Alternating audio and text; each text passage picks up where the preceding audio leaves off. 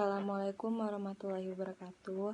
Nama saya Anissa Novalia, NPM 19110019. Di sini saya akan menjelaskan tentang sejarah perkembangan. Salah satu pendekatan konseling dan psikoterapi yang dipengaruhi oleh pemikiran postmodern adalah pendekatan Solution Based Belief Therapy atau SFBT. Dalam beberapa literatur, pendekatan SFBT juga disebut sebagai terapi konstruktivis. Ada pula yang menyebutkan dengan terapi berfokus solusi. Selain itu juga disebut konseling singkat berfokus solusi. Dari semua sebutan untuk SFBF, sejatinya semuanya merupakan pendekatan yang didasari oleh filosofi postmodern sebagai landasan konseptual pendekatan-pendekatan tersebut. SFBT tidak memiliki penemu tunggal sebagaimana teori-teori konseling tradisional. Banyak ahli yang saling memberikan kontribusi pada teori konseling tersebut.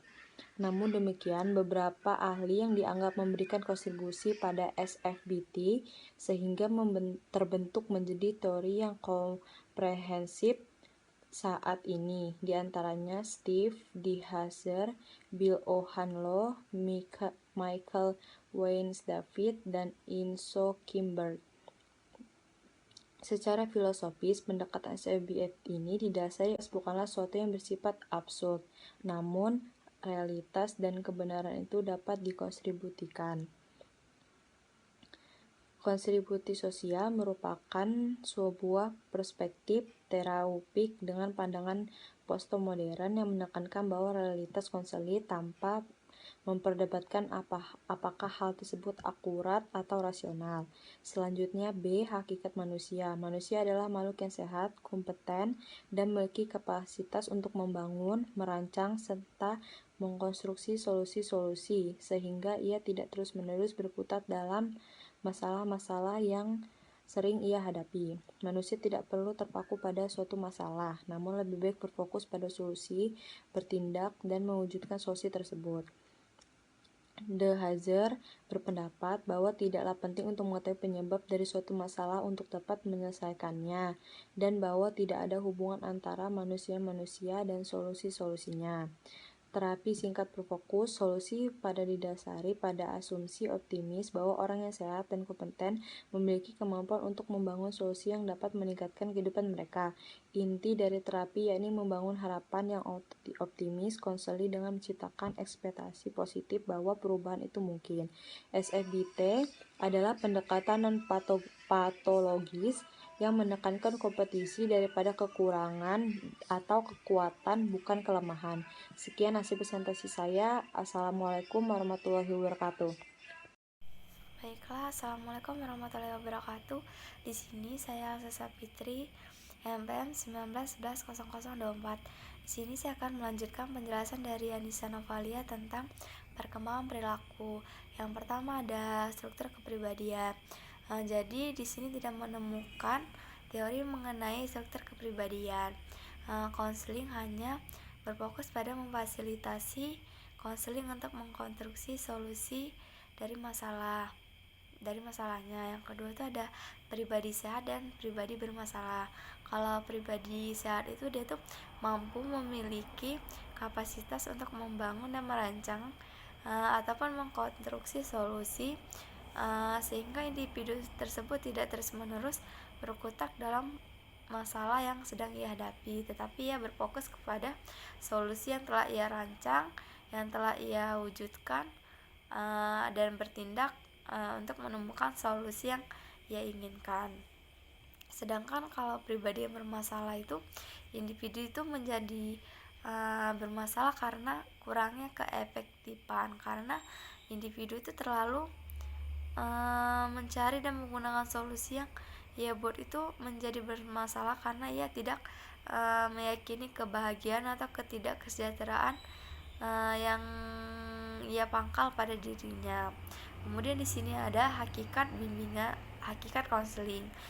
Konseling merupakan fasilitas yang sebagai memfasilitasi konseling untuk menemukan atau membantu mencari solusi yang ia konstruksikan oleh dirinya sendiri tanpa berfokus pada permasalahan yang ia bawa. Jadi di sini keuntungan untuk fokus pada solusi pada masa depan jika konseling kita itu sebagai berinteraksi atau dapat berorientasi ke arah kekuatan menggunakan solution talk. Terapi ini bisa kita singkat pangkalnya pada setiap problem. Dengan membicarakan pangkal kontrol ini, konseling itu dapat mengubah apa yang terlihat terjadi dalam masalah kita ini tidak mungkin diatasinya. Jadi penyangkal ini memungkinkan terciptanya sebuah solusi.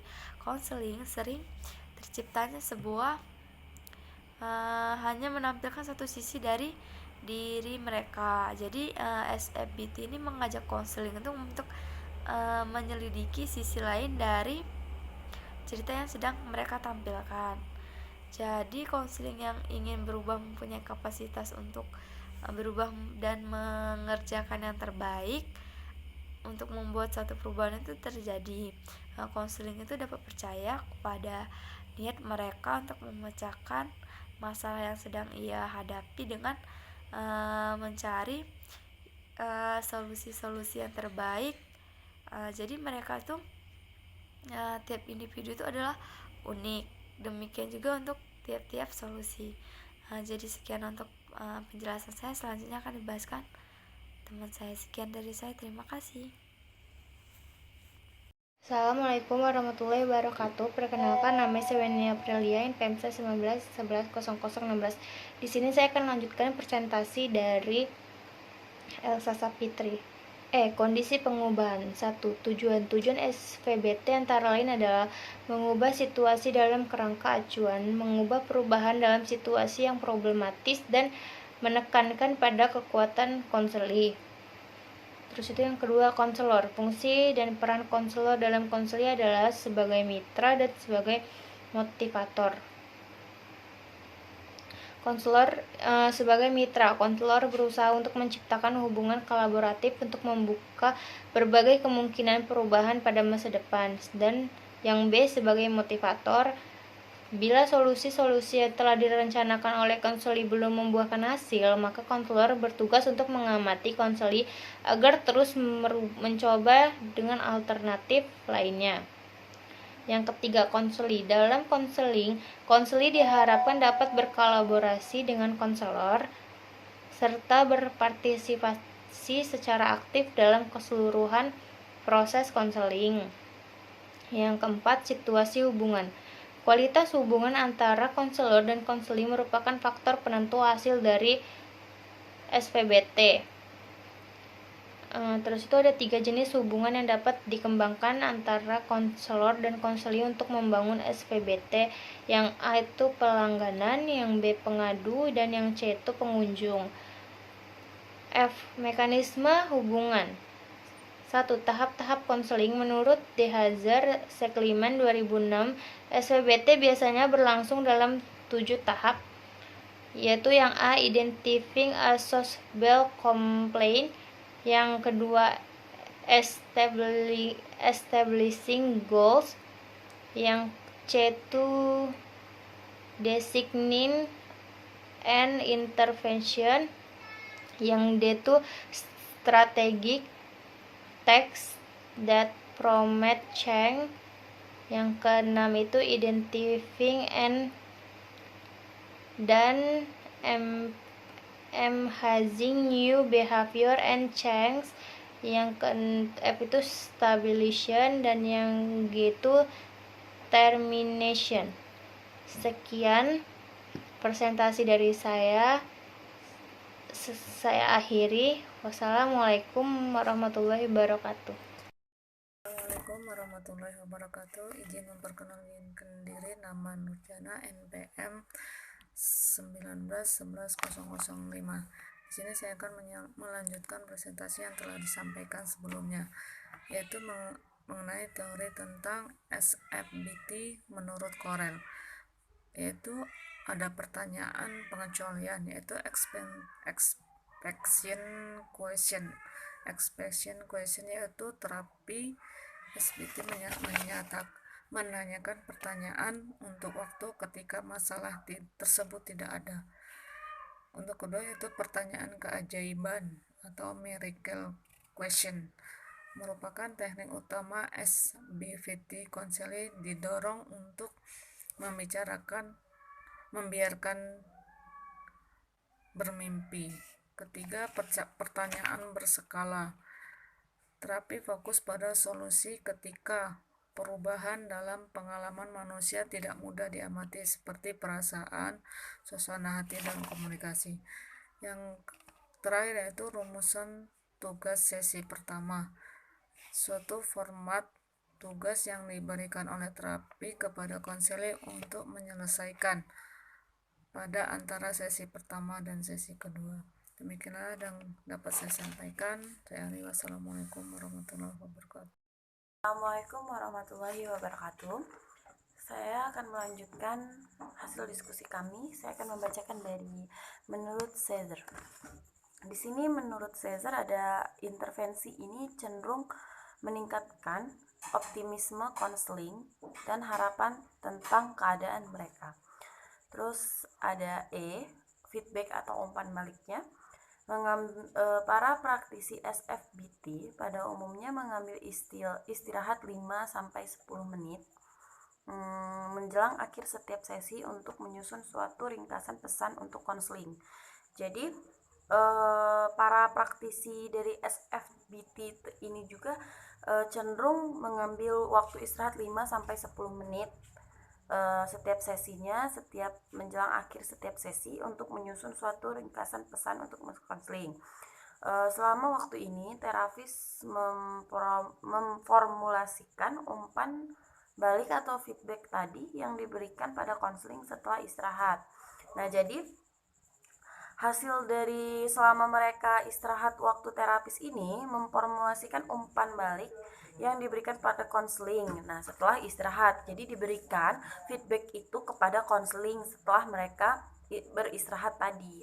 Lalu ada De Jong dan Berg dalam Core 2009 itu ada menggambarkan ada beberapa bagian. Yang pertama itu adalah pujian adalah afirmasi asli dari apa yang sudah dilakukan konseling mengarah pada solusi yang efektif. Pemberian tugas pada konseling yang dapat dianggap sebagai pekerjaan rumah. Lalu tugas observasionalnya itu meminta konseling untuk memperhatikan beberapa aspek kehidupan mereka. Lalu yang G ada hasil penelitian dari yang pertama ada Tina Hayati Dahlan tahun 2009 yang berjudul model konseling singkat berfokus solusi atau SFBC untuk meningkatkan daya psikologi mahasiswanya. Hasil uji empiris terhadap model konseling ini menunjukkan bahwa secara spesifik model konseling ini efektif untuk meningkatkan hampir semua aspek-aspek daya psikologis kecuali aspek asertivitasnya. Lalu yang kedua ada Heni Ermawati tahun 2010, judulnya terapi berfokus solusi untuk meningkatkan belajar pada siswa kelas 10 SMA Negeri 1 Mojalaban 2009 sampai 2010. Berdasarkan hasil penelitian tersebut, konseling terapi berfokus solusi dapat digunakan secara cukup efektif meningkatkan motivasi belajar siswa. Jadi berdasarkan hasil penelitian dari Mbak Heni Ermawati ini, terapi itu berfokus pada solusi yang dapat digunakan secara efektif untuk meningkatkan motivasi belajar dari siswa tersebut. Baiklah, sekian dari presentasi saya dan akan dilanjutkan oleh teman saya. Terima kasih. Tersebut, konseling terapi berfokus solusi dapat digunakan secara cukup efektif meningkatkan motivasi belajar siswa. Jadi berdasarkan hasil penelitian dari Mbak Heni Ermawati ini, terapi itu berfokus pada solusi yang dapat digunakan secara efektif untuk meningkatkan motivasi belajar dari siswa tersebut. Baiklah, sekian dari presentasi saya dan akan dilanjutkan oleh teman saya. Terima kasih. Baik, Assalamualaikum warahmatullahi wabarakatuh. Perkenalkan, nama saya Sandrio Aji Kurnia, NPM 19110013. Di sini saya akan menjelaskan kelebihan dan kelemahan sejarah perkembangan. A. Kelebihan, berfokus pada solusi. Treatment, terfokus pada hal yang spesifik dan jelas. Penggunaan waktu yang efektif, berorientasi pada di sini dan sekarang. Have and know. Selanjutnya kelemahan. Kelemahan pada sejarah perkembangan yaitu konseling bertujuan tidak secara tuntas menyelesaikan masalah konseling. Keterbatasan waktu yang menjadi orientasi penggunaannya. Sekian penjelasan dari saya. Bila ada salah kata, saya mohon maaf. Wassalamualaikum warahmatullahi wabarakatuh.